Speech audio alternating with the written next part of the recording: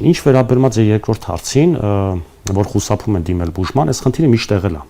աշխարհի բոլոր երկրներում, նաև ԽՍՀՄ-ում, նաև հետխորհրդային բոլոր երկրներում, որտեղ ինքը խնդրեմը միշտ փորձել է, խնդրեմը քանի որ իր հետ որոշակի խարան ու խտրականություն է բերում, որոշակի կարծրատիպային մոտեցումներ կան, մարդիկ միշտ փորձել են թաքցնել թմրամիջոցների գործածման հանգամանքը, ինչ մնաց ալկոհոլին են թաքցնում, ինչ մնաց թմրամիջոցներն է, չէ, հաճախ չեն ընդունում օրինակ ալկոհոլային կախվածություն, մարդը եւ այլն։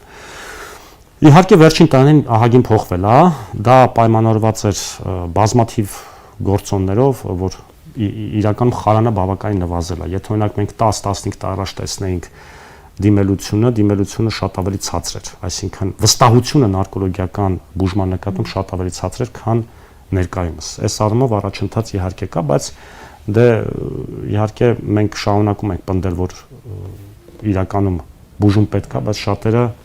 այսպես ասած փորձում են թաքցնելով, խուսափելով եւ այլն, բայց դա իհարկե ճիշտ ճանապարհ չի։